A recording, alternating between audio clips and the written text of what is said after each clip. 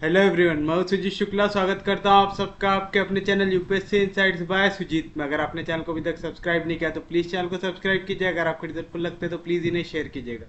आपका चैनल को सब्सक्राइब करना है मोटिवेट करता है कि हम इसी तरीके से आपके लिए क्वालिटी कंटेंट लाते रहे। बिना टाइम वेस्ट करे देखते हैं हमारा आज का पहला क्वेश्चन क्या कह रहा है।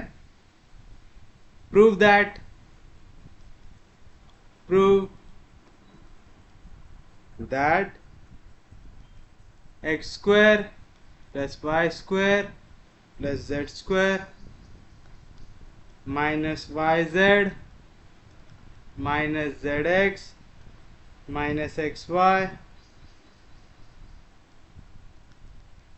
Minus 3x minus 6y minus 9z plus 21 equals to 0 represents a paraboloid of revolution and find the coordinates of its focus. Also find the equation of its axis. अब देखिए आपको क्या कह रहा है, आपको प्रूव करना है कि ये जो इक्वेशन है रिप्रेजेंट करता है पैराबोलॉइड। हमें समझ में आ गया है कि जब पैराबोलॉइड की बात कर रहा है यहाँ पे तो इक्वेशन जो है वो कौन से वाले फॉर्म में जाएंगी, के वाले फॉर्म में, यानी एक लैम्बडा की वैल्यू 0 आने वाली है और के की वैल्यू 0 नहीं आएंगे। हमें पता है के वाले में हमें एल एम एन क्या निकालना पड़ता है, एक्चुअल डायरेक्शन कोसाइंस निकालना पड़ता है। याद है ना। तो इस टाइप के क्वेश्चन में हम कभी भी ओरिजिनल इक्वेशन को छेड़ते हैं क्या, नहीं, जैसी दी हुई है वैसी रखते हैं। सादा क्वेश्चन होता तो पूरी इक्वेशन को 2 से मल्टीप्लाई करते थे ताकि वो आसान हो जाए, लेकिन इस टाइप के क्वेश्चंस में करते हैं क्या, नहीं। सेकेंड देखिए यहाँ पे आपको बोल रहा है आपको निकालना है कोऑर्डिनेट ऑफ इट फोकस। आपको ना सेंटर का है ना ही वर्टेक्स का है, अब फोकस कह रहा है। आप लोगों को याद होगा, आप लोगों ने 12th में पढ़ा होगा कि अगर ये आपका पैराबोला है, यह है आपकी पैराबोला की वो एक्सिस जिसके अलोंग आपका पैराबोला कैसा है, सिमेट्रिक है। तो इस पे एक लाइन होती है जिसे हम कहते हैं लेटस रेक्टम। कौन सी लाइन होती है, लेटस रेक्टम। ये लेटस रेक्टम एक ऐसी लाइन होती है जो कहां से पास होती है, फोकस से। ये होता है हमारा वर्टेक्स। तो अगर वर्टेक्स और फोकस के बीच में डिस्टेंस है a, तो लेटस रेक्टम की लेंथ होती है 4 है। मतलब जो भी लेटस रेक्टम की लेंथ होती है उसका 1/4 होता है आपका distance between vertex and focus. तो ये सब प्रॉपर्टी आपको आनी चाहिए, तो आप ये क्वेश्चन को आराम से सॉल्व कर सकते हैं, क्योंकि हमें यहाँ पे कोऑर्डिनेट निकालना है काय के, फोकस के निकालना है। याद रहेगा पक्के में। तो चलिए बताइए अब आप कैसे करेंगे। यहाँ पे सबसे पहले जो इक्वेशन दी हुई है आप उसे लिखेंगे। सॉल्यूशन में आप लिखेंगे द गिवन इक्वेशन इज, क्या है, f of x y z क्या दी हुई है, x square plus y square plus z square minus y z minus z x minus x y minus 3x minus 6y minus 9z plus 21 equals to 0। Equation number 1 कर लीजिए इसे compare. तो आप लिखेंगे कंपेयरिंग इक्वेशन 1 विथ काय के साथ compare करेंगे, ax square plus by square plus cz square plus 2fyz plus 2gzx plus 2hxy plus 2μx plus 2vy plus 2wz plus d equals to 0। We get, बताइए क्या मिलेगा आपको, a की value आ जाएंगी 1, पी की वैल्यू आ जाएंगी 1, सी की वैल्यू भी आ जाएंगी 1, 2f इक्वल आ जाएगा -1 से, तो f की वैल्यू आ जाएंगी -1/2, 2g इक्वल आ जाएगा -1 से, तो g की वैल्यू आ जाएंगी -1/2, 2h इक्वल आ जाएगा -1 से, तो h की वैल्यू आ जाएंगी -1/2, 2 म्यू इक्वल आ जाएगा -3 से, तो म्यू की वैल्यू आ जाएंगी -3/2, 2v इक्वल आ जाएगा -6 से, तो v की वैल्यू आ जाएंगी -3। उसके बाद 2w इक्वल आ जाएगा 2w इक्वल आ जाएगा -9 से, तो w की वैल्यू आ जाएंगी -9/2 और d इक्वल आ जाएगा 21 से। पूरी वैल्यूज निकाल लिया आप लोगों ने। एक बार आपके पास पूरी वैल्यूज आ गई, फिर आप क्या निकालते हैं, डिस्क्रिमिनेटिंग क्यूबिक। तो आप लिखेंगे द डिस्क्रिमिनेटिंग क्यूबिक इज, बताइए क्या आएगा डिस्क्रिमिनेटिंग क्यूबिक, याद है आप लोगों को, a h g h b f g f c. Diagonal element में क्या करो, लैम्बडा को कर दीजिए सब्ट्रैक्ट और इसे ले लीजिए इक्वल्स टू 0। दैट इज क्या आएंगी वैल्यू, ए आ जाएगा 1 माइनस लैम्बडा, एच -1/2, जी -1/2, फिर उसके बाद h -1/2, b माइनस लैम्बडा यानी 1 माइनस लैम्बडा, उसके बाद f -1/2, g -1/2, f -1/2, 1 minus lambda equals to 0। तो बताइए क्या मिलेगा यहाँ से आपको, पहली वैल्यू एज इट इज, मतलब 1 माइनस लैम्बडा। अब ये दोनों वैल्यू आपस में क्रॉस होंगी, 1 minus lambda into 1 minus lambda, क्या मिलेगा, 1 माइनस लैम्बडा का स्क्वायर। तो a माइनस बी का होल स्क्वायर क्या रहता है, A square minus twice of A B plus B square. कौन सा साइन आता, माइनस, -1/2 इंटू -1/2 कितना आ जाएगा 1/4। पहली वैल्यू आ गई। नेक्स्ट देखिए, नेगेटिव साइन के साथ ये वाली वैल्यू आती है, तो माइनस इंटू माइनस हो जाएगा प्लस 1/2। इसे सॉल्व करते वक्त ये दोनों वैल्यू क्रॉस होंगी, -1/2 into 1 -1/2, minus into minus plus λ/2, कौन सा साइन आता, माइनस, फिर माइनस इंटू माइनस प्लस, आ गया -1/2 1/2 1/4। समझा ना, पहली वैल्यू माइनस फिर ये दोनों का मल्टीप्लीकेशन आएगा, और लास्ट -1/2 इंटू, ये दोनों वैल्यू क्रॉस होंगी तो आ जाएगा 1/2, माइनस इंटू माइनस हो जाएगा plus, 1/2 into 1 1/2 minus λ/2 equals to 0। यहाँ पे हमारी वाली वैल्यू गलत होगी, यहाँ पे 1/2 आएगा क्या, नहीं, यहाँ पे क्या आएगा 1/4। क्यों, क्योंकि वाली वैल्यू क्रॉस हुई थी, माइनस इंटू माइनस प्लस हो जाएगा, 1/2 इंटू 1/2 हो जाएगा 1/4, तो आएगा 1/4। यहाँ पे फिर minus into minus plus 1/2 minus λ/2। चलिए करिए इसे सॉल्व, 1 में से 1/4 गया तो कितना बचेगा 3/4, 1 into 3/4 3/4, 1 into -2 lambda -2 lambda, 1 into lambda square.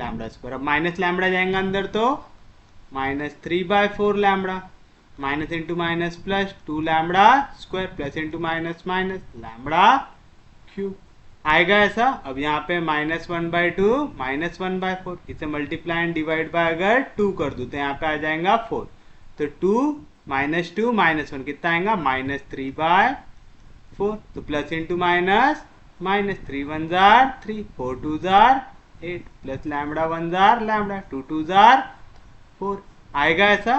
फिर से यहाँ पे दोनों का डिनोमिनेटर सेम बनाना है, मल्टीप्लाई एंड डिवाइड बाय 2 करते, 2 2 जार 4, 2 प्लस 1 3, तो आएगा 3/4, प्लस इंटू माइनस माइनस, 3 1 जार 3, 4 2 जार 8, minus into minus plus lambda 1 जार लैम्बडा, 2 2 जार 4 इक्वल्स टू 0। आएगी ऐसी वैल्यू।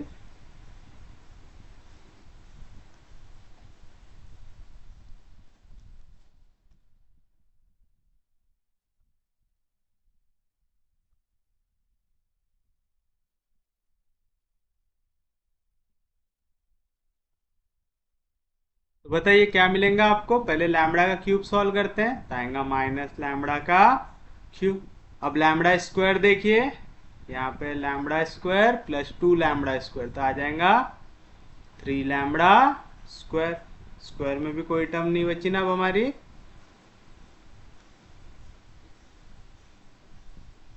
हम लोगों ने बराबर तो सॉल्व करते हुए आया ना।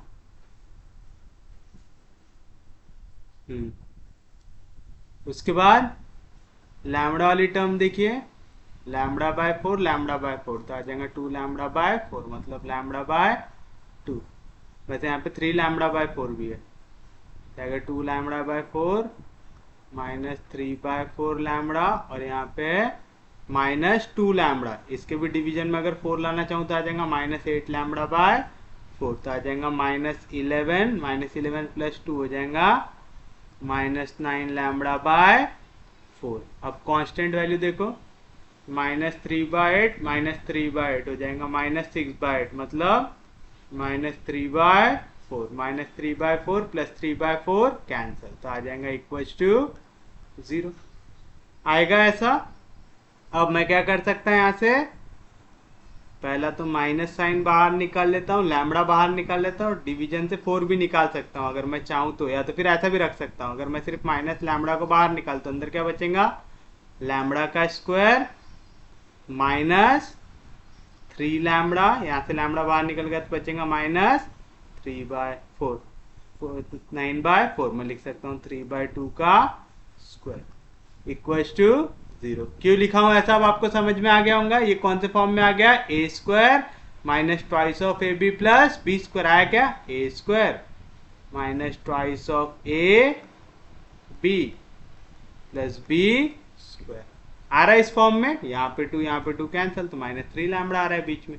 क्या रहता है ये, ए माइनस बी का होल स्क्वायर, तो यहाँ से माइनस साइन को हटा दो, जाएगा लैम्बडा इंटू लैम्बडा -3/2 का होल स्क्वायर इक्वल्स टू 0। तो यहाँ से आपको लैम्बडा की 3 वैल्यू मिली, पहली 0, दूसरी 3/2 3/2। क्यों, क्योंकि लैम्बडा -3/2 का स्क्वायर है, मतलब लैम्बडा -3/2 एक बार आएगा, लैम्बडा -3/2 दूसरे बार आएंगे, तो लैम्बडा की वैल्यू 2 बार आ रही है 3/2।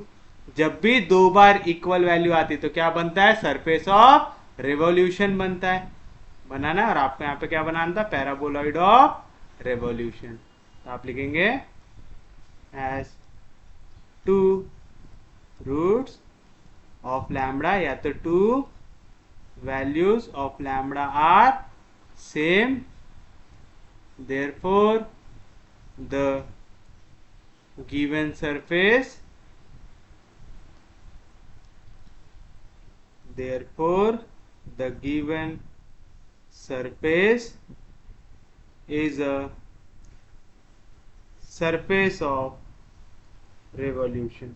आएगा तो मैं लैम्बडा 1 को 3/2 ले लेता हूँ, लैम्बडा 2 को 3/2 ले लेता हूँ, लैम्बडा 3 को 0 ले लेता हूँ। ले लिए। एक बार आपको एक भी लैम्बडा 0 मिल गया, फिर आप सबसे पहले क्या निकालते, उसके करस्पॉन्डिंग डायरेक्शन रेशियोज निकालते हैं, तो आप लिखेंगे the direction ratios the direction ratios element corresponding to lambda equals to 0 are given by any two of the following equations. कौन कौन सी रहती, a h g h b f g f c, तो पहले वाले के साथ l m n l m n l m n equals to 0। क्यों, क्योंकि लैम्बडा की वैल्यू आ गई 0, तो ए माइनस लैम्बडा होता है, लैम्बडा की वैल्यू तो आ गई 0। दैट इज क्या आ जाएंगी वैल्यू, आपके पास सबकी वैल्यूज है, सब्स्टिट्यूट कर दो यहां से।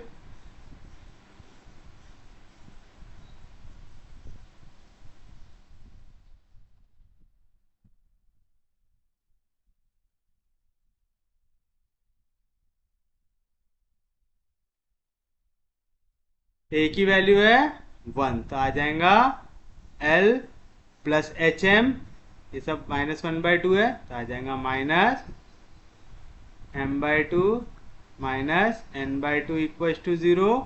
यहाँ पे आ जाएगा -l/2 plus m -n/2 equals to 0, -l/2 -m/2 plus n equals to 0। आप आसान करने के लिए पूरी इक्वेशन को क्या कर सकते हैं, मल्टीप्लाई बाय 2 भी कर सकते हैं। तो दैट इज क्या मिलेगा आपको, 2l minus m minus n equals to 0। दूसरी -l plus m plus 2m minus n equals to 0। इसको 2 से मल्टीप्लाई करेंगे तो -l minus m plus 2n equals to 0। इनमें से किसी भी दो को सॉल्व कर लीजिए, आपको आपका आंसर मिल जाएगा। तो चलिए कैसे निकालेंगे, l अपॉन, पहले मैं l की वैल्यू निकाल रहा हूं तो l की नहीं देखूंगा, किसे देखूंगा, m 2 - 1 फिर n -1 equals to m upon, अब मैं काय की वैल्यू निकाल रहा हूं, m की, तो मैं m को नहीं देखूंगा, तो पहले n देखूंगा, -1 2 फिर l देखूंगा, -1 -1 इक्वल्स टू n अपॉन, अब मैं n की वैल्यू निकाल रहा हूं तो किसे नहीं देखूंगा, n को नहीं देखूंगा, n के बाद l -1 -1 फिर m 2 -1। तो बताइए क्या आएगा यहाँ से, l अपॉन 2 2 जार 4 -1 इंटू -1 1, तो 4 -1 आ जाएगा 3 इक्वल्स टू m अपॉन minus into minus plus 1 minus into minus plus 2 1 जार 2, तो आ गया by 3 equals to n upon minus into minus plus 1 minus minus into minus plus 2 1 जार 2 2 प्लस 1 आ गया 3। मतलब l अपॉन 1 इक्वल है m अपॉन 1 से, जो इक्वल है n अपॉन 1 से, तो ये वैल्यू आ गया आपकी डायरेक्शन रेशियोज की। आगे आप चाहो ना तो यहीं से डायरेक्शन कोसाइंस भी डायरेक्ट निकाल सकते। अगर आप यहाँ पे डायरेक्शन रेशियो मेंशन करने के बजाय अगर आप ऐसा मेंशन करो ना, the direction cosines lmn corresponding to lambda equals to 0 is given by, तो हम लोग क्या कर सकते हैं, यहाँ पे ऐसी वैल्यू भी ले सकते हैं कि square root of L square plus M square plus N square is equal to square root of 1 का स्क्वायर 1 1 का स्क्वायर 1 1 का स्क्वायर 1, क्योंकि lmn डायरेक्शन कोसाइन है तो ये आ जाएगा 1 डिवाइड बाय, यहाँ पे आ जाएगा √3, तो l की वैल्यू आ गई 1/√3, m की वैल्यू आ गई 1/√3, n की वैल्यू आ गई 1/√3। ऐसे से आप डायरेक्टली डायरेक्शन कोसाइन निकाल सकते हैं, अगर आप ऊपर डायरेक्शन रेशियोज की जगह डायरेक्शन कोसाइन मेंशन करें। समझ रहा है मेथड?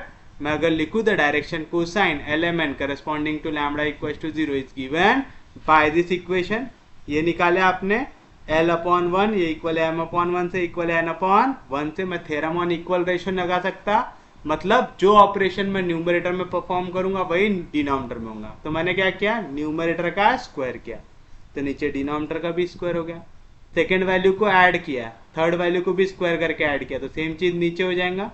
और मैं फिर क्या करूंगा, यहाँ पे लगा दूंगा स्क्वायर रूट, लगा दूंगा, तो ये आ गया मेरे पास square root of L square plus M square plus N square आ गया। और मुझे पता है अगर एलएमएन डायरेक्शन कोसाइंस होते हैं तो l square plus M square plus N square क्या आती है, वैल्यू 1 आती है। तो ऐसे से डायरेक्ट निकलता है। अगर आप यहाँ पे डायरेक्शन कोसाइंस लिख रहे हो तो आप ये वाली स्टेप डायरेक्ट लिख देंगे, that is l equals to 1/√3, m equals to 1/√3, n equals to 1/√3। और अगर आप ऐसा नहीं लिख रहे हैं तो आप ऐसा भी लिख सकते हैं इसको, ठीक है। अगर आपने वो मेंशन नहीं किया, आपने डायरेक्शन रेशियोज मेंशन किया, तो कैसे लिखेंगे, आप लिखेंगे therefore the direction ratios of axis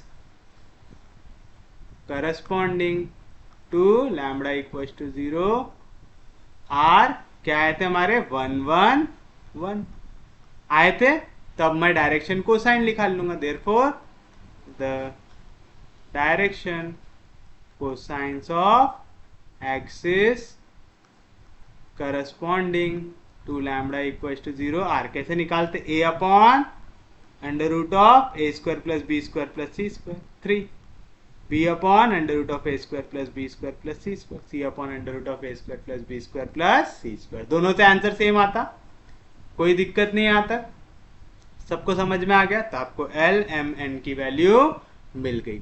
एक बार आपको LMN मिल जाए तो आपका पहला काम क्या रहता है, आप K को चेक करेंगे। तो नाउ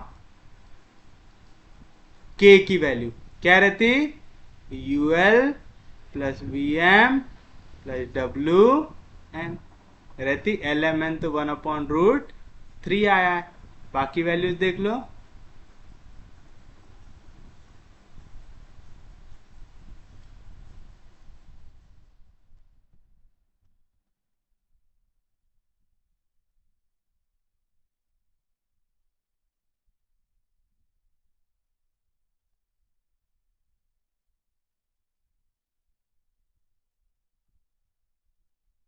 तो बताइए क्या आएगा, U मतलब -3/2 इंटू 1/√3 प्लस V यानी -3 इंटू 1/√3 प्लस W मतलब -9/2 इंटू 1/√3। अब मैं जो 9 है इसको क्या लिख सकता हूँ, 3 3 9।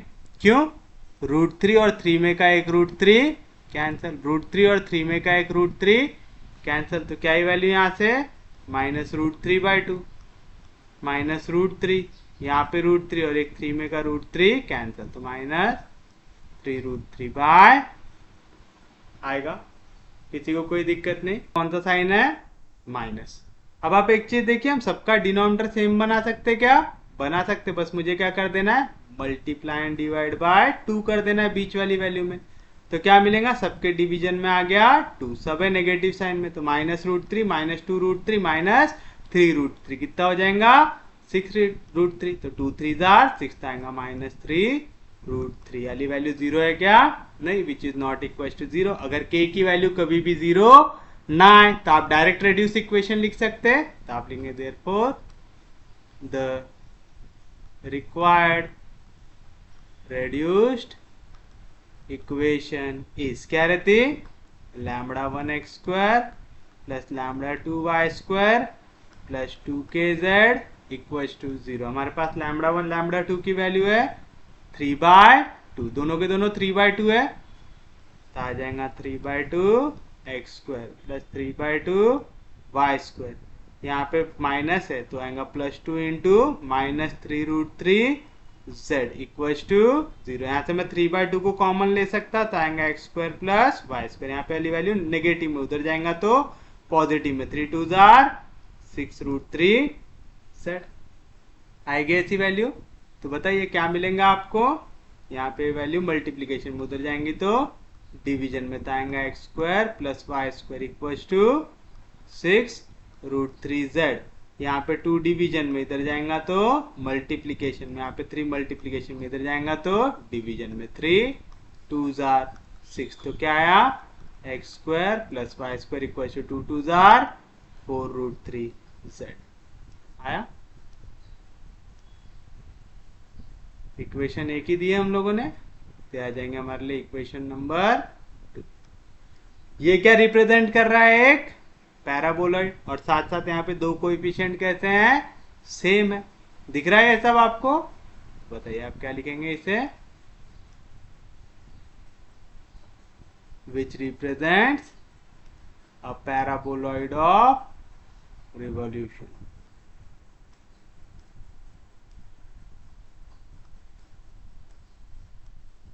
अरे यार,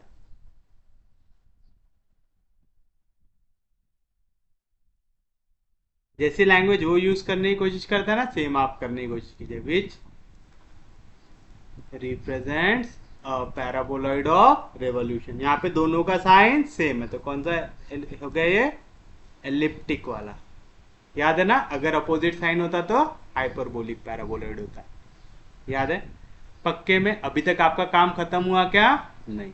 अब हमें निकालना है कोऑर्डिनेट ऑफ फोकस, निकालना है कोऑर्डिनेट ऑफ फोकस निकालना है। अब मैंने आपको बताया था फोकस कहाँ पे आता है, हमारा एक्सिस के ऊपर, यानी एक्सिस ऑफ रिवॉल्यूशन के ऊपर आएगा फोकस। तो हमें सबसे पहले एक्सिस ऑफ रिवॉल्यूशन की इक्वेशन निकालना पड़ेगा। तो आप लिखेंगे the equation of axis of revolution is, the equation of axis of revolution अच्छा, हमने तो अभी तक वर्टेक्स के पॉइंट ही नहीं निकाले ना। नहीं, तो हमें पहले सबसे पहले तो वर्टेक्स के पॉइंट निकालना पड़ेगा। वर्टेक्स के पॉइंट कैसे निकालते हैं इस केस में? The coordinate of vertex can be obtained by solving any two of the following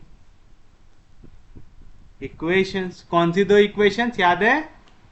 A h g h b f g f c. X y z आता। फिर क्या होता है यहाँ पे? एल सब्ट्रैक्ट होता, यू ऐड होता, तो आएगा एल के प्लस यू, यहाँ पे आएगा एम के प्लस पी, यहाँ पे आएगा एन के प्लस डब्ल्यू इक्वल्स टू 0 अलॉन्ग विथ। अब यहाँ पे एक इक्वेशन आती, याद है क्या रहती थी? के कॉमन रहता था, फिर आता था l x plus m y. मैंने आपको कहा था इक्वेशन याद करने को, plus n z plus u x plus v y plus डब्ल्यू z plus d equals to 0। That is, अब आपको यहाँ पे वैल्यूज को कर देना है सब्स्टिट्यूट।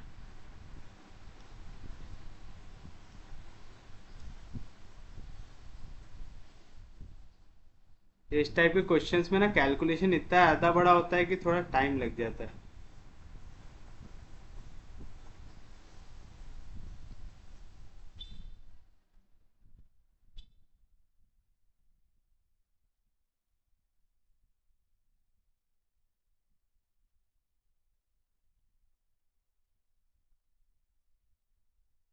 तो बताइए क्या मिलेगा आपको?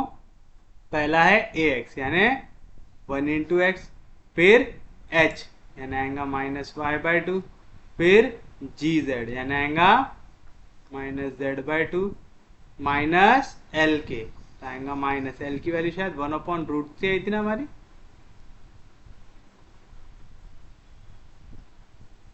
हाँ, एल एम एन तीनों 1/√3। के की वैल्यू है -3√3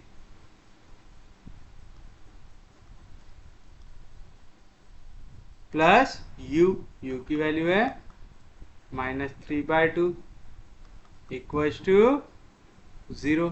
फिर उसके बाद h -x/2, बी वाई यानी आ जाएगा 1y, एफ जेड यानी आ जाएगा -z/2, माइनस एम के यानी आएगा -√3 -3√3। फिर उसके बाद प्लस v यानी -3 इक्वल्स टू 0। उसके बाद G X -x/2, F Y -y/2, C Z यानी प्लस जेड, माइनस एन के की वैल्यू है -3√3 प्लस डब्ल्यू यानी -9/2 इक्वल्स टू 0 अलॉन्ग विथ किसके साथ? k into -3√3 into l x 1/√3x, m y 1/√3y, n z 1/√3z, u x -3/2x, v y -3y, डब्ल्यू z आएगा -9/2z plus d equals to 0 आ रहा है। Equations कुछ ज्यादा ही खतरनाक दिख रही है।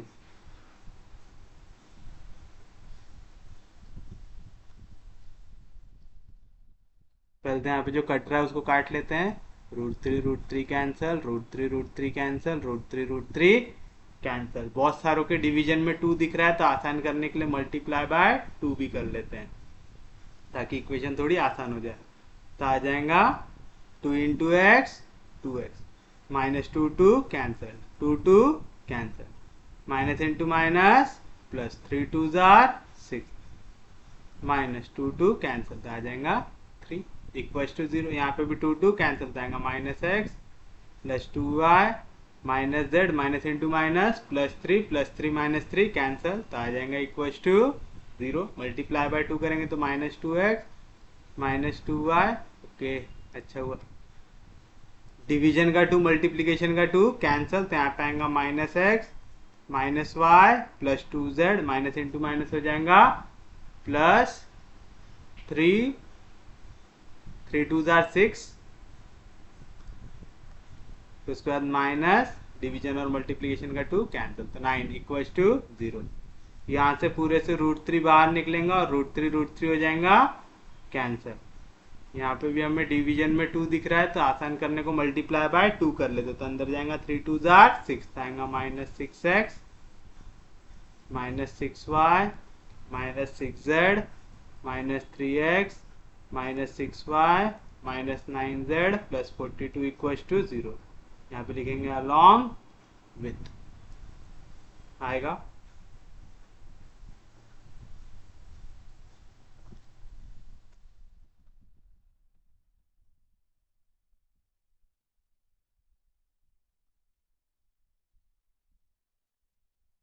दैट इज आ गया 2x minus Y minus Z, यहाँ पे 6 में से 3 गया, बचेगा 3, इधर प्लस 3 इधर गया तो माइनस 3।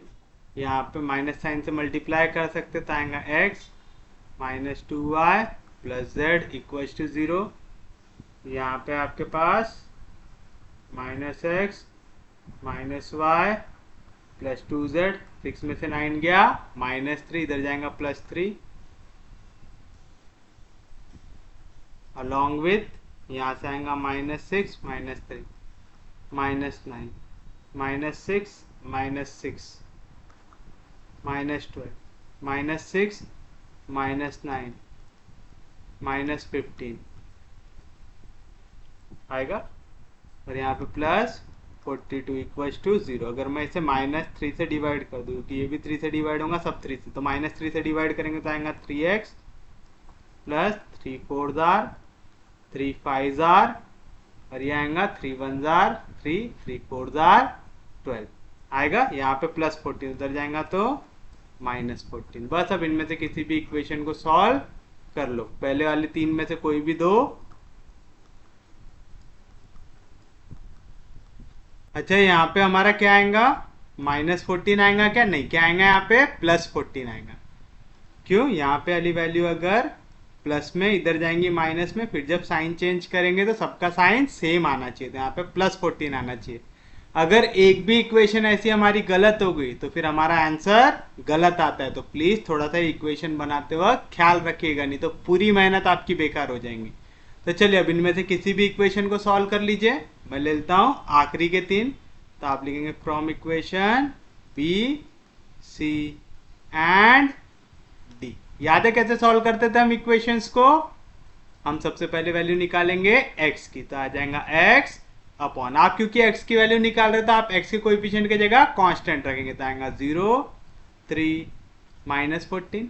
उसके बाद आएगा y का कोएफिशिएंट -2 -1 4, फिर आएगा z का coefficient 1 2 5 equals to y upon. अब आप y को सॉल्व कर रहे हैं तो पहले x एज इट इज आएगा 1 -1 3, फिर y के जगह कांस्टेंट 0 3 14, -14 क्यों लिख रहा है, 0 3 14, और फिर उसके बाद z का coefficient 1 2 5 equals to z upon. अब आप z को सॉल्व करें तो पहला x 1 -1 3, फिर पूरा का पूरा y -2 -1 4, फिर z के जगह कांस्टेंट 0 3 14 इक्वल्स टू 1 अपॉन। अब क्योंकि आप कांस्टेंट को सॉल्व कर रहे हैं तो पहले पूरा x 1 -1 3, फिर पूरा y -2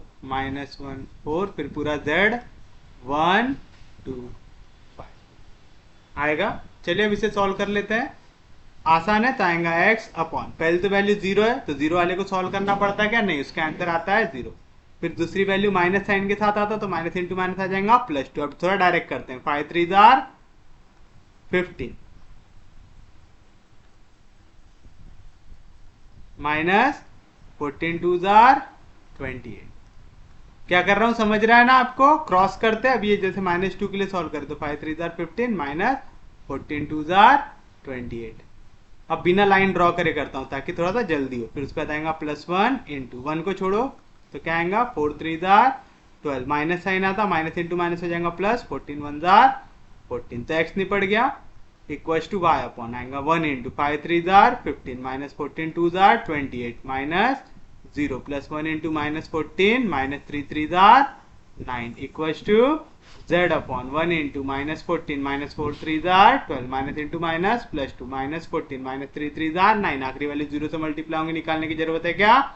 नहीं। 1 अपॉन आएगा 1 इंटू माइनस 5 माइनस 4 2 जार 8 minus into minus plus 2 into यहाँ पे आएगा -5 माइनस 3 2 जार 6, उसके बाद +1 इंटू -4 इंटू 1 माइनस, यहाँ पे आएगा माइनस इंटू माइनस प्लस 3 आएगा। बस अब इसे सॉल्व कर लेते हैं।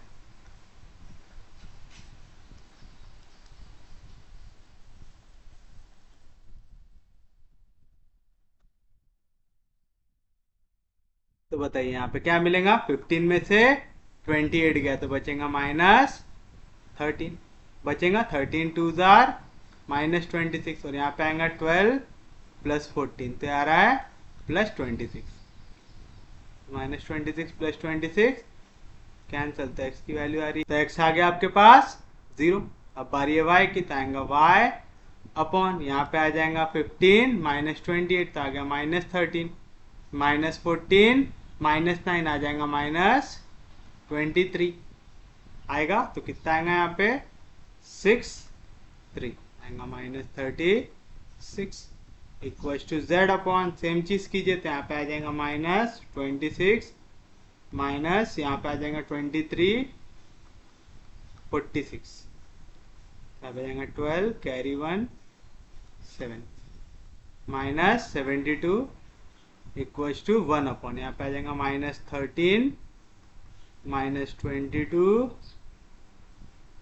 -1, तो आ जाएगा 4 5 6 3 -36 आएगा। तो बताइए यहाँ से x की वैल्यू क्या आ गई?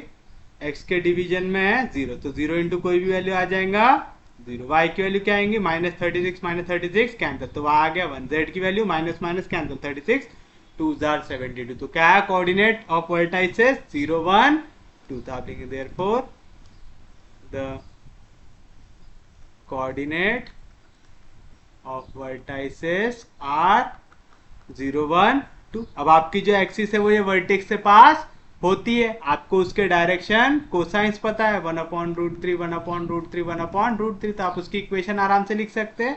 तो आप लिखेंगे therefore the equation of axis corresponding to lambda equal to 0 is, अगर corresponding to lambda equal to 0 mention नहीं करना है ना तो ऐसा लिख सकते हैं कि equation of axis of revolution passing through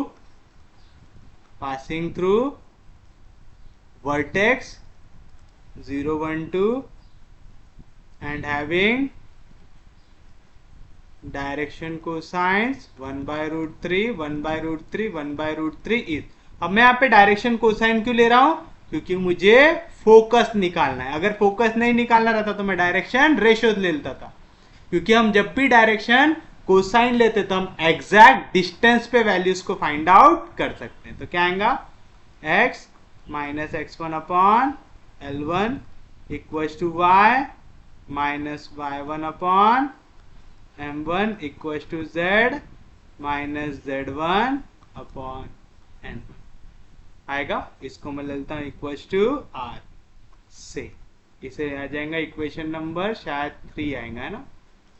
2 तक ही दिए थे हमने इक्वेशन, चेक कर लेना आप, आएगा यहां तक। अब ये r जो ये क्या होगा?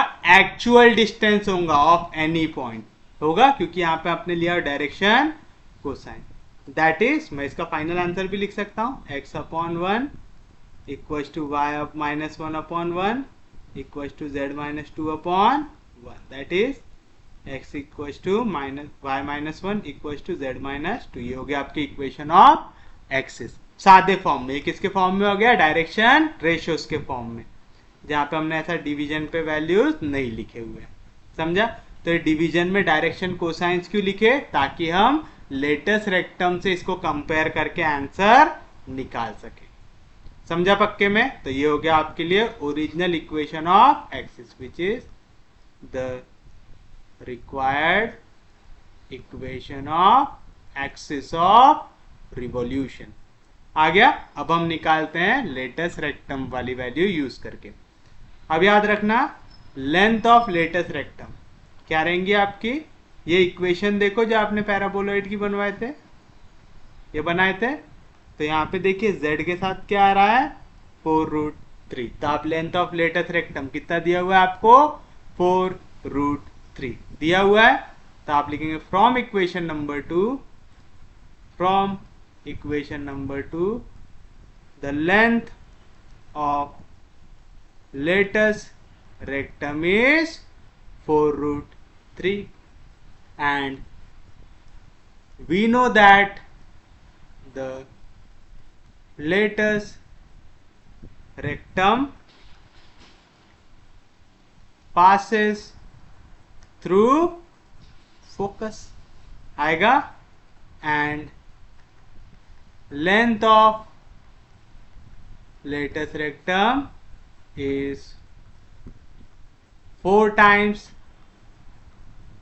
the distance between vertex and focus। यही मैं आपको बता रहा था कि लेटेस्ट रेक्टम की लेंथ 4 टाइम्स होती है distance between vertex and focus से।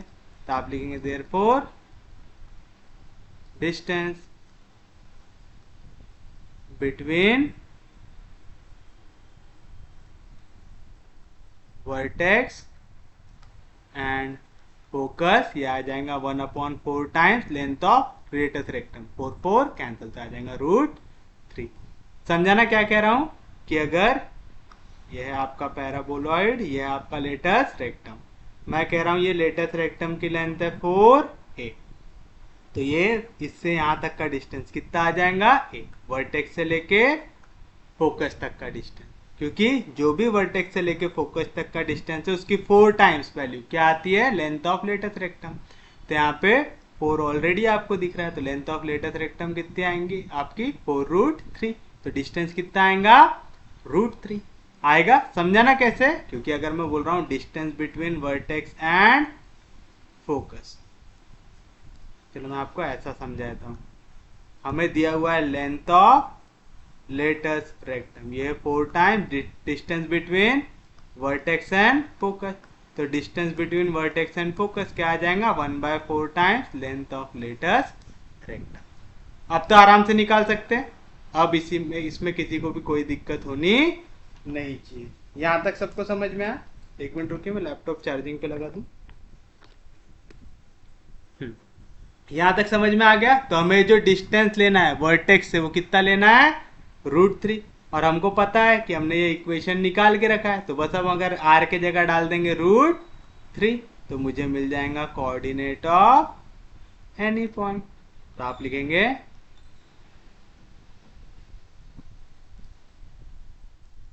therefore the coordinate of any point at distance r from vertex on line 3 is given by, क्या निकाला था हम लोगों ने यहाँ पे वैल्यू? कुछ इस तरीके से निकाला था। तो उसका x कोऑर्डिनेट क्या आएगा? 1/√3 इंटू r, तो आ गया r/√3। y कोऑर्डिनेट क्या आएगा? 1/√3 इंटू r, तो आ गया r/√3। यहाँ पे -1 इधर आया तो +1। और z कोऑर्डिनेट क्या आएगा? 1/√3 इंटू r, तो आ गया r/√3। यहाँ पे -2 इधर आया तो +2 आया। ये आपने निकाला इक्वेशन नंबर 3 से। हमें यहाँ पे डिस्टेंस कितना लेना है? √3। तो आप लिखेंगे therefore the coordinates of focus are के जगह डाल दीजिए √3, तो आ जाएगा √3/√3, आर के जगह √3 तो आएगा √3/√3 + 1, √3/√3 + 2, that is √3 cancel 1, √3 cancel 1 + 1 2, √3 cancel 1 + 2 3, ये आ गया आपके पास कोऑर्डिनेट ऑफ फोकस। इजी था क्वेश्चन, समझा पक्के में।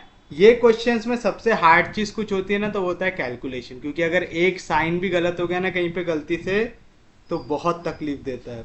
और ऐसी चीजें रहती है जो आपको समझ में भी नहीं आती, आप क्वेश्चन सॉल्व करते जाते हैं, गलती से छूट ही जाता है, मैथ्स में एक ना एक साइन आपका गलत हो ही जाता है, लेकिन अगर वो हो गया तो फिर आपका पूरा आंसर, पूरी मेहनत हो जाती है बेकार। अगर एंड में जाके हो तो इतनी दिक्कत नहीं होंगी, लेकिन अगर वही स्टार्टिंग में कहीं पे साइन में गलती हो जाए तो बहुत दिक्कत होती है।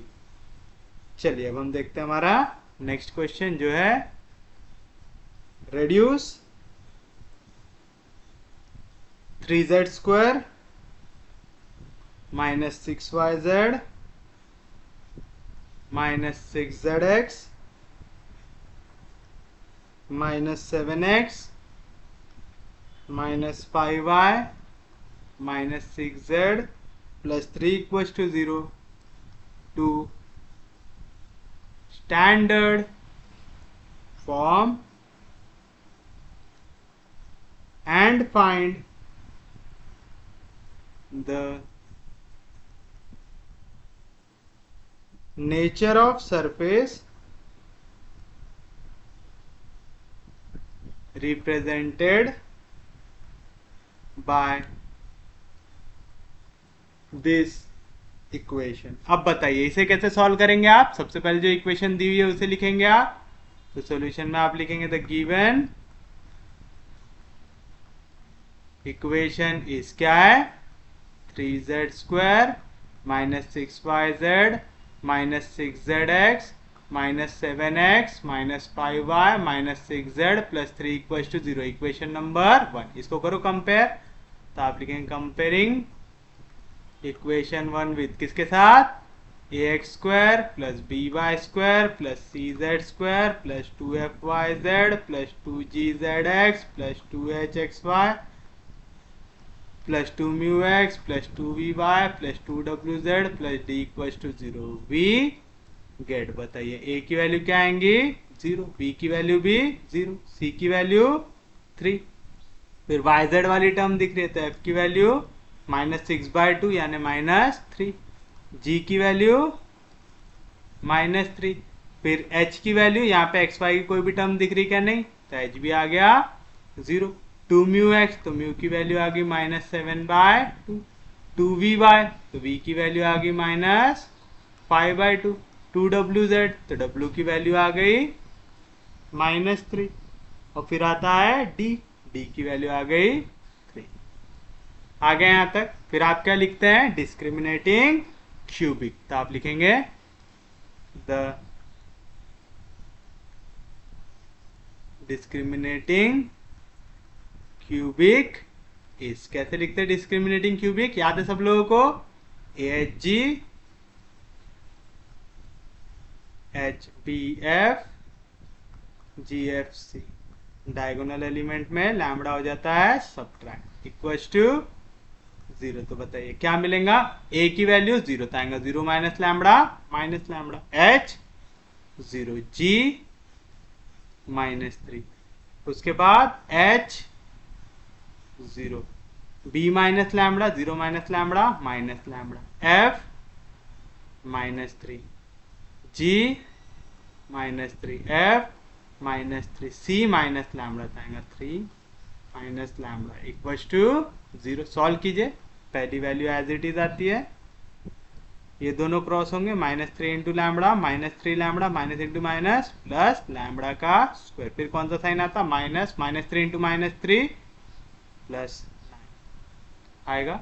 सेकेंड वैल्यू 0 के साथ आ रही तो पूरा 0 आएगा, लिखने की जरूरत है क्या नहीं, फिर आएगा -3 × 0, 0 कौन सा साइन आता -3 लैम्बडा इक्वल्स टू 0। तो बताइए यहाँ से क्या मिला आपको, ये वैल्यू अंदर जाएंगी, लैम्बडा अंदर जाएगा तो आएगा लैम्बडा का cube, minus into minus plus 3 lambda का square minus into minus plus 9 lambda minus into minus plus 3 3 जार 9 लैम्बडा इक्वल्स टू 0। यहाँ से मैं माइनस लैम्बडा को अगर बाहर निकाल लूँ यहाँ से क्या बचेगा, लैम्बडा का स्क्वायर माइनस 3 लैम्बडा और ये प्लस 9 कितना हो जाएगा, प्लस 18 हो जाएगा।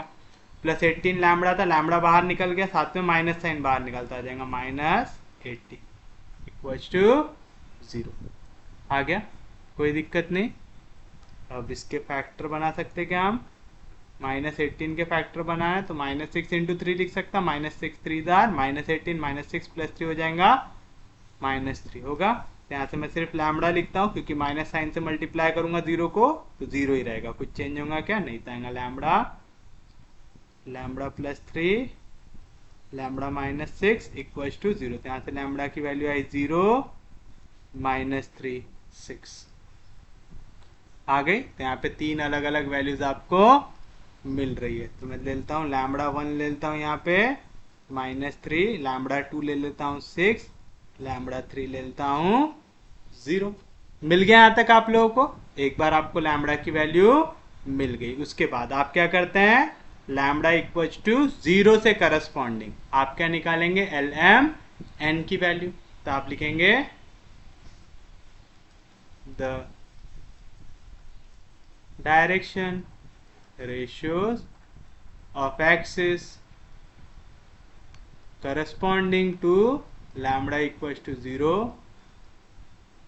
डायरेक्शन रेशियोज LMN मेंशन किया करो, direction ratios LMN of the axis corresponding to lambda equals to 0 can be obtained by solving any two of the following. कौन कौन सा, a h g h b f g f c, पहले वाले के साथ x sorry L क्योंकि हम element solve कर रहे हैं, पहले वाले के साथ एल, दूसरे वाले के साथ एम, तीसरे वाले के साथ एन, ये आ जाएगा इक्वल्स टू 0 आएगा ऐसा। दैट इज, बताइए क्या आएंगी value,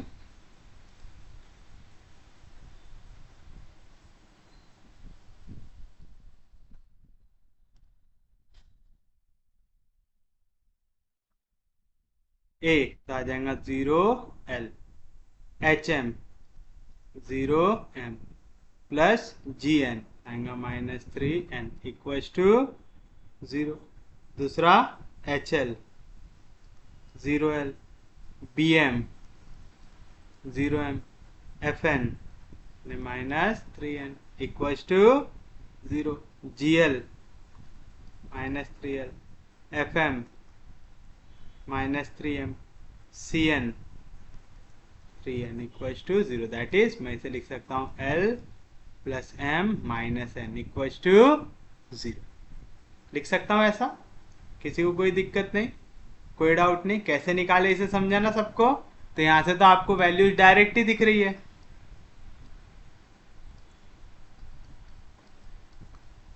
solving this equation minus 3n की वैल्यू दोनों इक्वेशन से क्या आ रही, 0, यानी n कितना आ गया 0। n के जगह अगर यहाँ पे 0 आ गया तो l प्लस एम कितना आ जाएगा 0, यानी l इक्वल आ रहा है माइनस m से। तो मैं बोल सकता हूँ l की वैल्यू आ रही है 1, m की वैल्यू आ रही है माइनस 1। समझा ना कैसे लिखा। अगर ऐसा नहीं समझ रहा है ना तो इसे ऐसा लिख लो, पहले n की वैल्यू आ गई 0, l इक्वल आ गया माइनस m से इक्वल, दैट इज मैं इसे ऐसा लिख सकता l अपॉन 1 इक्वल है m अपॉन माइनस 1 से, जो इक्वल है n अपॉन 0 से। मिल गया एल एम एन की वैल्यू, तो आप लिखेंगे देयरफॉर ये हो गया डायरेक्शन रेशियोज।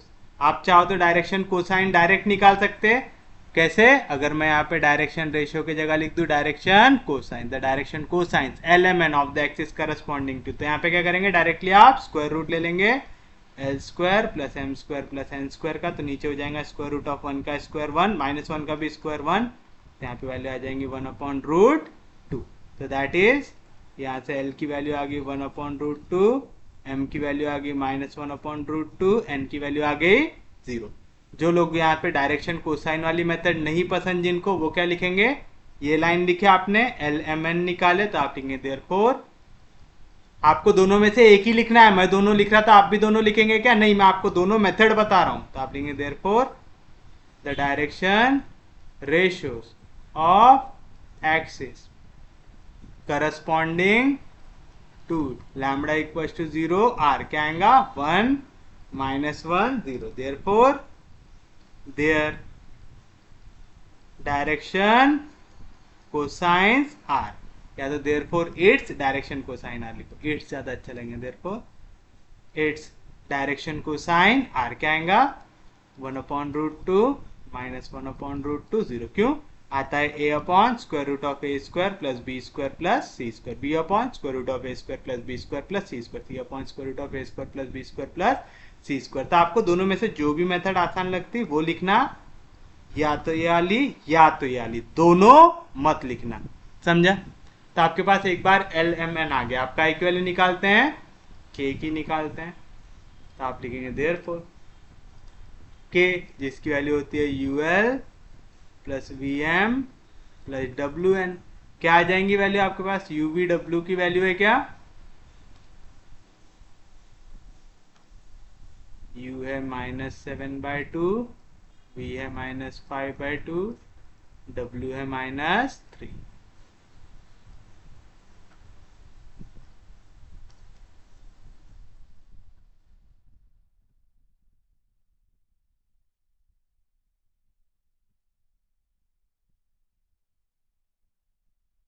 तो बताइए क्या आएगा, यू एल, यू क्या है -7/2, एल कितना है 1/√2, वी एम, वी कितना है -5/2, एम कितना है -1/√2, डब्ल्यू एन, क्योंकि एन की वैल्यू 0 तो ये आ जाएगा 0 आएगा। अब सबका डिवीजन हो गया, यहाँ पे 2√2 आ रहा है, यहाँ पे आएगा -7, माइनस इंटू माइनस +5, तो आएगा -2/2√2, 2 कैंसिल, तो आएगा -1/√2। तो के की वैल्यू कितनी आई -1/√2, ये 0 है क्या, नहीं है, तो क्योंकि आपकी के की वैल्यू यहाँ पे 0 नहीं आ रही है, तब आप क्या करेंगे, डायरेक्ट इक्वेशन लिख सकते, तो आप लेंगे therefore the reduced equation is, क्या रहता, λ1x² plus λ2y² plus 2kz equals to 0। हमारे पास वैल्यूज है पूरी, कहाँ निकालते हमने, ये रहा λ1 λ2,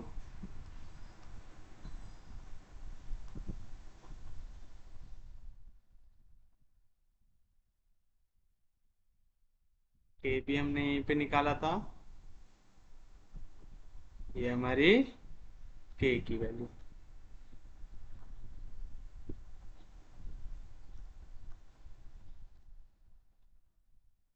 तो बताइए क्या मिलेगा आपको, दैट इज λ1x² तो आएगा -3x² प्लस λ2y² तो आएगा 6y² -2 इंटू के की वैल्यू है -1/√2 z equals to 0, that is यहाँ से मिला -3x² plus 6y² minus into minus plus, एक √2 कैंसिल, तो आएगा √2z equals to 0, that is आप चाहो तो इसे ऐसा भी लिख सकते हैं, इधर माइनस इधर गया तो प्लस, तो आएगा 3x² minus 6y² equals to √2z आएगा।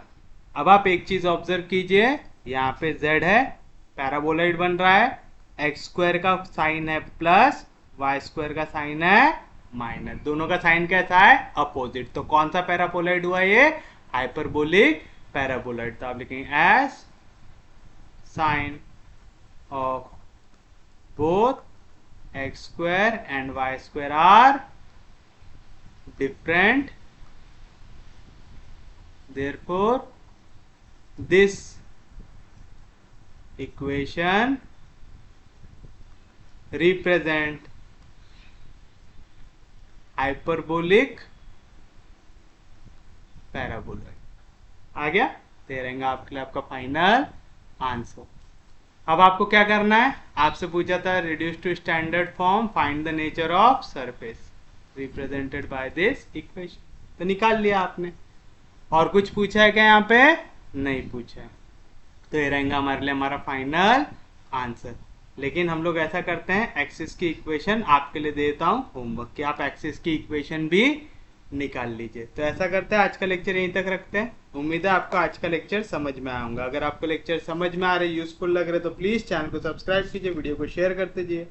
सबसे इंपॉर्टेंट चीज़, पढ़ते रहिए, रिवाइज करते रहिए। हम लोग मिलेंगे कल, तब तक के लिए take care, have a nice day.